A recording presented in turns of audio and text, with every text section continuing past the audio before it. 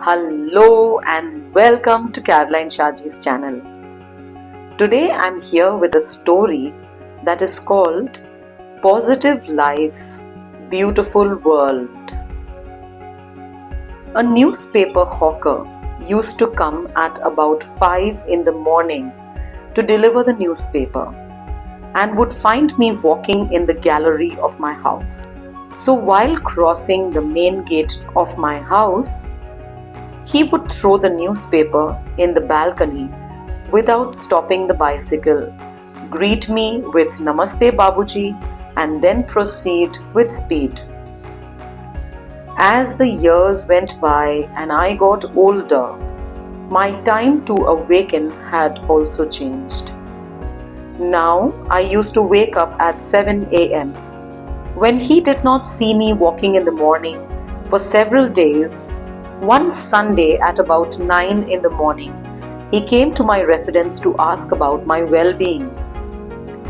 When he found out that all is well at home and it was just that I had started getting up late, he said with folded hands, "Babuji, can I say something?" I said, "Go on." He said, "Why are you changing such a good habit of getting up early in the morning?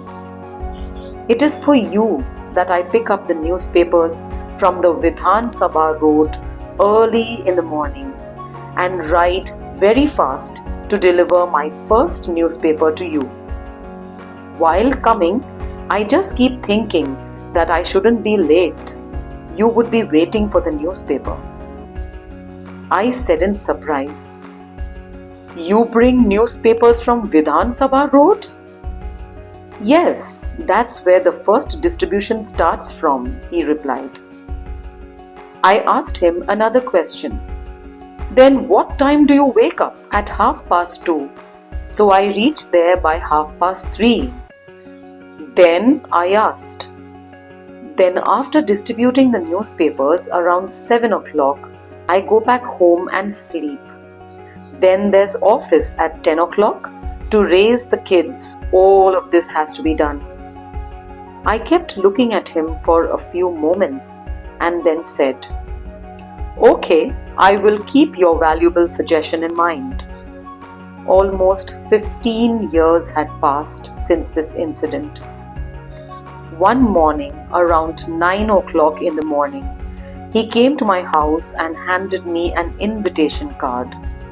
He said, "Babuji, it is my daughter's wedding. I want you to come with your family." When I looked at the invitation card with a cursory glance, it seemed like it was for the wedding of a doctor girl to a doctor boy. So unintentionally I said, "Your daughter?" And I don't know how he interpreted my question, that he said with amazement, "What are you talking about, Babuji? Of course it is my daughter." Correcting my stance and getting rid of my awkwardness, I said, "I meant I'm delighted to see that you've made your daughter a doctor." "Yes, Babuji. Daughter has done MBBS from KGMC and her future husband is also an MD there. And Babuji, my son is also in his final year of engineering." Standing at the door, I was thinking whether I should invite him inside or not. Then he said, "Okay, Babuji, I'll leave now. Still many more cards to be distributed. Please come with your family. My entire family will feel very happy to see you all." Then I thought, I've never asked him to come inside till now, and suddenly today the invitation to sit inside would be just a sham. So with a formal namaste, I bid him farewell from outside. After 2 years of that incident, when he once came again to my residence, it came out in conversation that his son was working somewhere in Germany. Now, out of curiosity, I finally asked him the question, "How did you provide for the higher education of your children with your limited income?" Babuji, it's a very long story, but I will try to tell you in brief. Apart from newspapers and my job, I used to keep doing small work in my spare time. I also made my daily expenses very carefully. I used to go to the market only at night and buy only the cheap seasonal vegetables like pumpkin, gourd, brinjal, because at night when it was time for the shops to close, the shopkeepers would give the vegetables away for little or nothing. One day my son went to play with the neighborhood kids to their house, and he came back with a long face and moist eyes. It seemed like he wanted to ask us a lot of questions. When we sat down to eat in the evening, my son started crying on seeing the vegetable and roti in the plate and said to his mother, "What is this? The same dull, tasteless vegetables like pumpkin, brinjal, gourd? This dry food? I'm tired of eating all of this. When I go to my friend's house, they have peas, paneer, kofta, dum aloo, what not. And here, just one vegetable and dry roti?" I looked at him lovingly and said, "First, you stop crying, then we'll talk about it." Then I said, "Son, always look at your own plate. If we look into what others have, we will not even be able to enjoy what we actually have.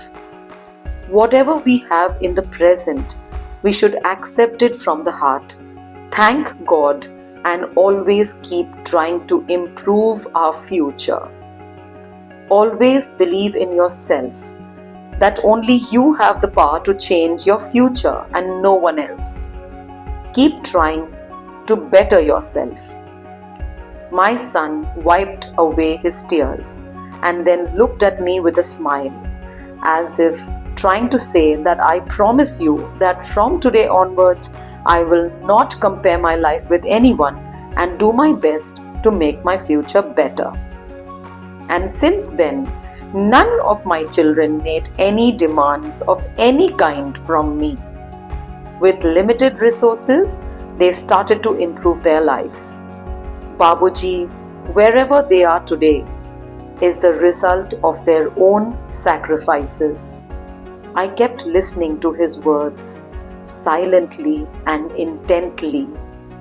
I was able to feel the power of a father's love in the deepest core of my heart. Thank you. If you like this story, do share it with everyone you know, and don't forget to subscribe to my channel.